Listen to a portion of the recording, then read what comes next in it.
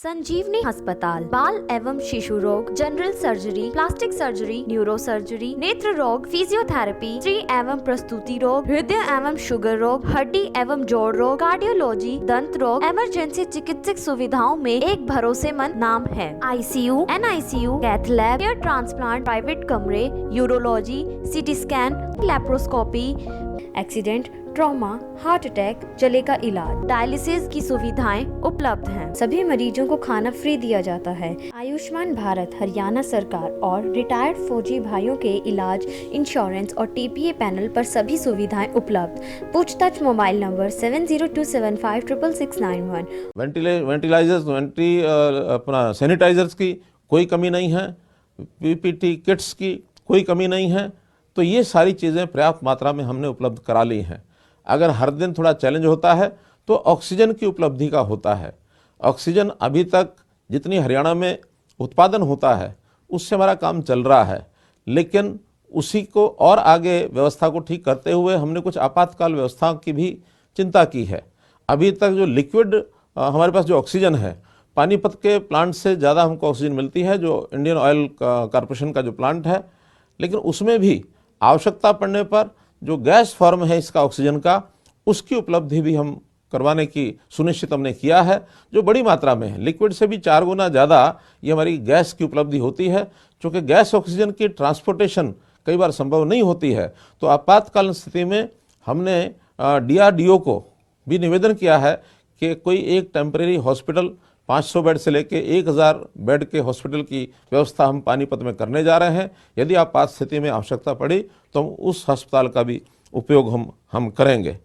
तो उसी में दूसरा जो निर्णय हमने किया है कि माइल्ड से मॉडरेट जो भी मरीज़ हैं, जो प्रभावित कोविड के ऐसे पेशेंट्स हैं, उनसे निवेदन किया कि होम आइसोलेशन इसी में एक प्रकार से उनकी व्यवस्था अगर रहेगी तो अन्य नेसेसरी जो बर्डन है अस्पतालों के ऊपर वो नहीं बढ़ेगा। घरों में भी वो ठीक हो सकते हैं। जो माइल्ड टू मॉडरेट, जो सामान्य यानी स्तर की जो कोविड है जिनको, उनको घरों के अंदर रखेंगे। उसके लिए हमने डिस्ट्रिक्ट कोविड सेंटर्स बनाए हैं। 526 कोविड सेंटर्स हमारे डिस्ट्रिक्ट में बने हैं, जहां 45,000 बेड्स की व्यवस्था है। और जो कोविड हॉस्पिटल्स हैं, केवल कोविड का ही इलाज करेंगे, तो ऐसे भी 281 अस्पतालों को हमने डेडिकेट किया है, जहां 21,000 ये बेड्स हैं। तो ऐसे निजी अस्पतालों से भी हमने निवेदन किया है कि पहला काम वो हमारा कोविड पेशेंट्स है उनको ट्रीटमेंट का है। बहुत से अस्पतालों ने अपने OPD को भी बंद कर दिया है, ताकि OPD का पेशेंट फिर भी कुछ दिन उसको देरी करने से कोई बहुत कठिनाई नहीं आएगी, लेकिन कोविड का जो पेशेंट है उसको प्राथमिकता से उसका उपचार करना ये बहुत ज़रूरी है। निजी अस्पतालों में कमरों की जो किराया है उसका दुरुपयोग वो ना करें। तो अलग अलग स्तर के जो निजी अस्पताल हैं उनमें 8,000 रुपये से लेकर 18,000 रुपये प्रतिदिन ये राशि भी उनकी तय की है, ताकि इससे ज़्यादा राशि वो न ले सकें। जहाँ तक टेस्टिंग की बात है, टेस्टिंग भी हमारे यहाँ लगभग 40,000 टेस्ट ये प्रतिदिन हों, ऐसी हमने व्यवस्था की है। तो इस टेस्टिंग के लिए भी 500 रुपये का रेट ये प्राइवेट अस्पतालों के लिए तय किया है। अगर घर से सैंपल लेकर के आते हैं तो 600 रुपया वो चार्ज कर सकते हैं, इससे ज़्यादा वो चार्ज नहीं करेंगे। प्रतिदिन ये हमारी टेस्टिंग की व्यवस्था और आगे बढ़े। हम अपने यहाँ प्रयत्न कर रहे हैं कि ये 40,000 से 70,000 तक हम इसको लेकर के जाएं। अभी तक कुल 33 लाख लोगों को ये मैं वैक्सीनेशन की बात कर रहा हूँ, तो वैक्सीनेशन 70,000 व्यक्तियों का प्रतिदिन वैक्सीनेशन हो, ऐसा हम एक प्रयत्न कर रहे हैं। अभी तक 33 लाख लोगों को वैक्सीनेशन का ये टीका लग चुका है। 1800 केंद्र वैक्सीनेशन के ये हमने स्थापित किए हैं। अभी 20 अप्रैल यानी आज से अगले 4-5 दिन तक एक मेगा जो अभियान है, महाअभियान है, वो इस वैक्सीनेशन के जो टीके हैं उनका लगाया जाएगा।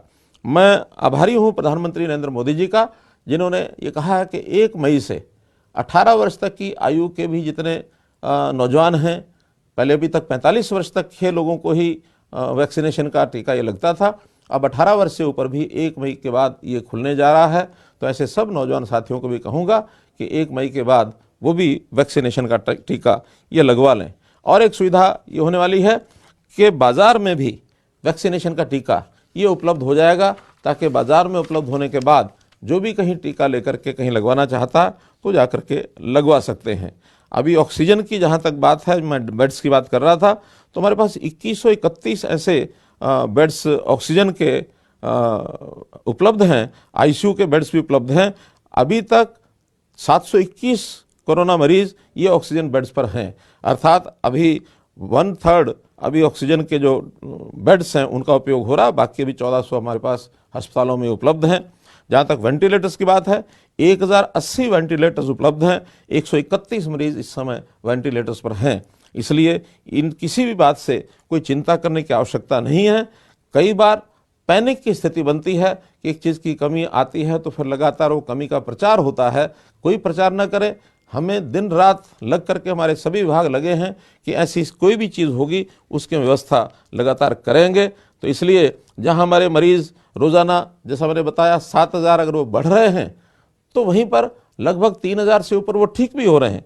कल का आंकड़ा है 3663 लोग वो ठीक भी हुए हैं, अर्थात लगातार किसी का 10 दिन बाद, किसी का 12 दिन बाद, किसी का 14 दिन के बाद ठीक होने का क्रम भी ये लगातार जारी है। तो इसलिए मित्रों, इन चीज़ों को हम ध्यान रखेंगे और इलाज तो सरकारी व्यवस्था से होगा, लेकिन उसका जो प्रिकॉशन है, उसका बचाव है, वो हमको खुद करना होगा। अगर आप अपना बचाव करने में सफल होंगे तो सबसे बड़ी उपलब्धि हमारी ये है। हाँ, किसी कारण से कोरोना के हम पीड़ित हो गए तो उसकी इलाज के नाते से उसकी सुरक्षा करने की जिम्मेदारी हमारी सरकार की है। हम कोई भी इसमें कमी नहीं आने देंगे। आपको आपका मनोबल बना रहे, इस नाते से ही ये मैं प्रतिदिन जो आपके सामने आकर के बातचीत करता हूँ, ये उसका जो पहलू है, इस नाते से ही मैं आपके पास आता हूँ। आज दूसरा विषय, जैसे मैंने पिछली बार बताया था, वो जो करंट इशू चल रहा है, किसान की जो फसल है उसकी प्रोक्योरमेंट है। हमने 1 अप्रैल से प्रोक्योरमेंट का काम शुरू किया था। इस बार गेहूँ, सरसों, चना, इसकी प्रोक्योरमेंट के साथ साथ जो रबी की फसल है उसमें जौ भी हमने जोड़ा है। यद्यपि चना, सरसों और जौ ये एमएसपी से ऊपर चल रहे हैं, हमारी मंडियां व्यवस्था करने के बाद भी हमको उसमें कुछ खरीदना नहीं पड़ रहा है। जहाँ तक गेहूं का विषय है, गेहूं भी इस समय तक हमारा 60 लाख मीट्रिक टन ये गेहूं की आवक हो चुकी है, और जिसमें से 53 लाख मीट्रिक टन की हमने खरीद कर ली है, और मैं समझता हूं 25 लाख के लगभग इसका उठान भी हो चुका है। तो इसलिए किसी प्रकार की कोई कठिनाई ये नहीं आ रही है।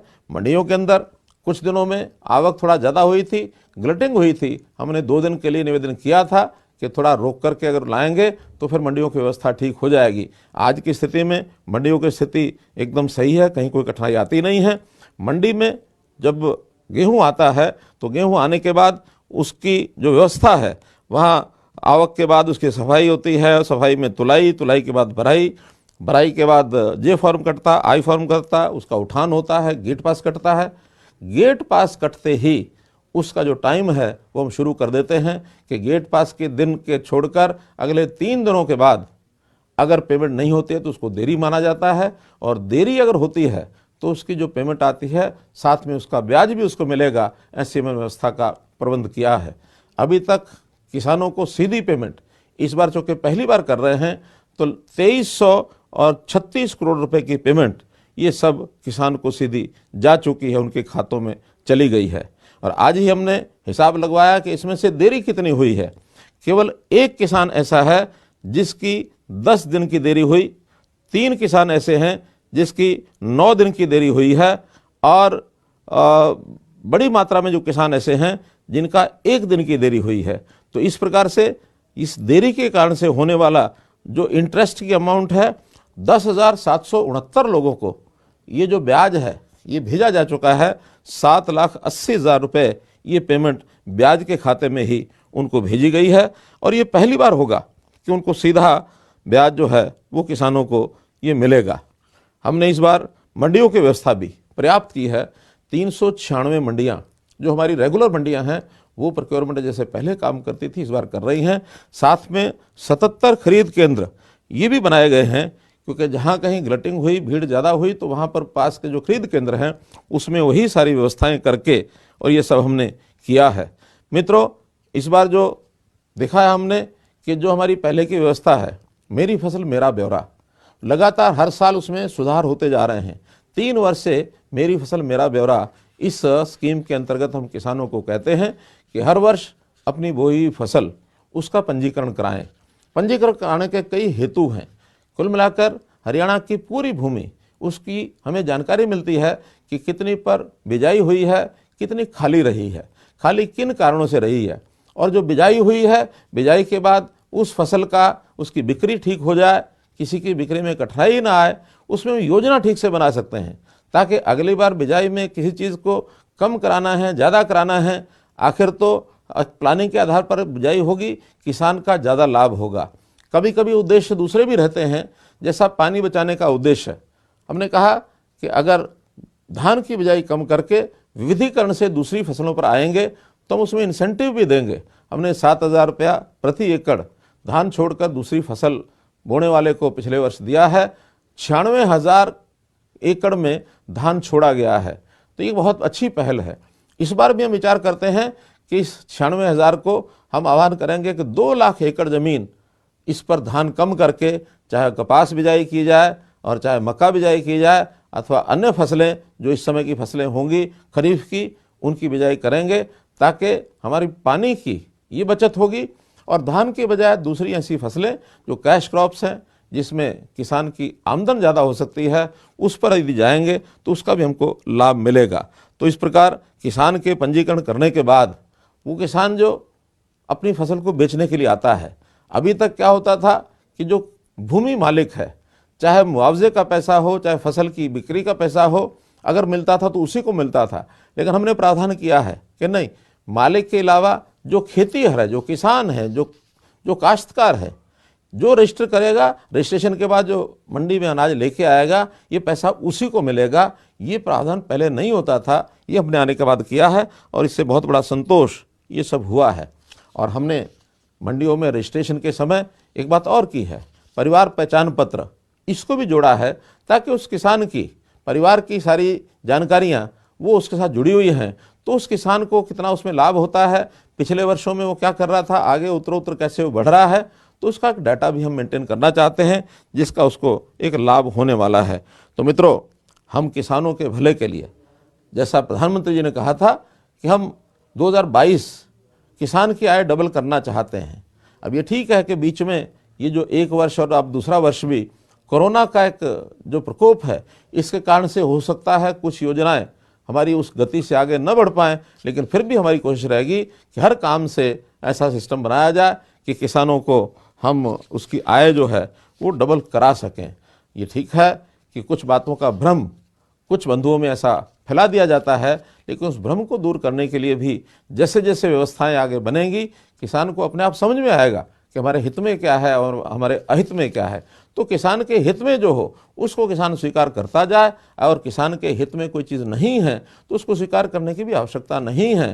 किसान के ऊपर किसी प्रकार का दबाव डाल करके कोई चीज़ बनवाने का कोई इरादा न केंद्र सरकार का है, न हमारा हरियाणा सरकार का है। इसलिए इस बात से बिल्कुल आश्वस्त रहें, ये मैं उनको एक प्रकार से और विश्वास दिलाना चाहता हूँ।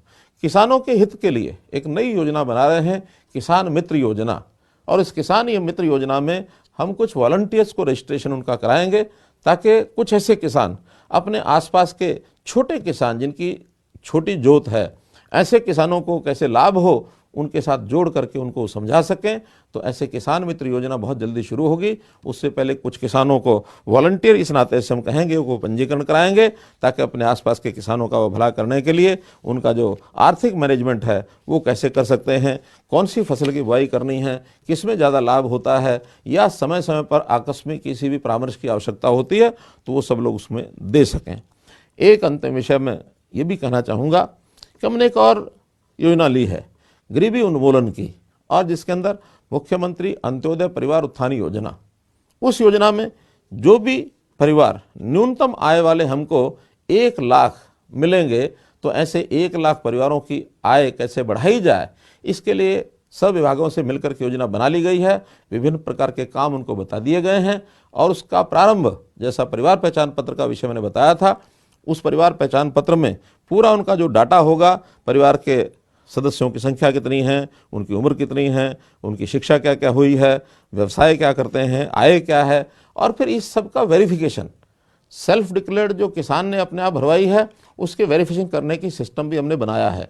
लोकल कमेटीज़ का गठन किया है जिसके अंदर 2 सरकारी आदमी होंगे, 3 पब्लिक के आदमी होंगे। तो ऐसे 5 लोग मिल करके उसके बताए हुए डाटा को वो वेरीफाई करेंगे, और वेरीफाई करने के बाद फिर उसमें जो 1 लाख परिवार निकलेगा उनकी सहायता करने के लिए हम आगे बढ़ाएंगे। अभी तक वेरिफिकेशन करने के लिए 4.5 लाख परिवारों को हमने क्षेत्र में, ये जो लोकल कमेटीज़ हैं, उनको ये डाटा भेज दिया है। वेरिफिकेशन चल रही है और उस वेरिफिकेशन के बाद 15,000 परिवार वापस एक प्रकार से डाटा उनका पहुंच चुका है। उन 15,000 परिवारों को संपर्क करके क्या वो काम कर सकते हैं, कोई अपना व्यवसाय कर सकते हैं, कहीं छोटी नौकरी कर सकते हैं, कोई मजदूरी कर सकते हैं, कोई पशु बांध करके उसके दूध के बाद उसका जो आर्थिक उपार्जन जो उन्होंने करना है वो कर सकते हैं, छोटा लघु उद्योग कर सकते हैं। कोई परिवार ऐसा भी हो सकता है कि बहुत ही लाचार परिवार हो, शायद कुछ भी ना कर सके, उसकी भी व्यवस्था विचार करेंगे। लेकिन योजनाएं अब पहले की तरह नहीं चलेंगी कि केंद्र की योजना आ गई, प्रदेश की योजना आ गई, हमने प्रचारित कर दिया और लोग अपने आप मांगने आते हैं। पहले मांगने आते थे, फिर हमने उसके लिए एक अलग व्यवस्था की थी, उसके लिए सरल केंद्र बनाए थे, अंत्योदय केंद्र बनाए थे कि वहाँ जा कर के अपने फार्म को भर दो और सुविधा आपको वहीं घर बैठे मिलेगी। अब उससे भी सरल हम कर रहे हैं कि ऐसे परिवार जिनकी आवश्यकता है, जो पात्र परिवार हैं, ऐसे पात्र परिवारों को घर में जा कर के उसको किस योजना का लाभ हो सकता है, शायद उसको पता भी नहीं होगा कि सरकार के लोग उसके घर में आने वाले हैं, लेकिन उसके घर जाकर और उसकी व्यवस्था की जाएगी ताकि उसका जीवन यापन वो ठीक से हो सके। तो ये काम हम अभी करने वाले हैं ताकि हर परिवार वो सुखी परिवार हो। पंडित दीनदयाल उपाध्याय ने कहा है कि किसी समाज को यदि आप सुखी करना चाहते हैं तो सुखी करने के लिए सबसे आवश्यक है कि उस समाज का जो न्यूनतम सीढ़ी पर, छोटी छोटी सीढ़ी पर, आखिरी सीढ़ी पर खड़ा व्यक्ति, वो यदि प्रसन्न होगा तब सुखी समाज की कल्पना की जा सकती है। तो ये अंत्योदय का अभियान ये चला करके हम इस कार्य को आगे बढ़ाएंगे। ये हमारी सरकार का संकल्प है और बहुत जल्दी इसके जो परिणाम हैं वो हमारे सामने आएंगे। तो इस नाते से एक सुखी समाज की कल्पना हम करना चाहते हैं। यही आज के लिए आपके साथ मैं बातचीत करने के लिए आया हूँ। बहुत बहुत धन्यवाद, बहुत बहुत आभार।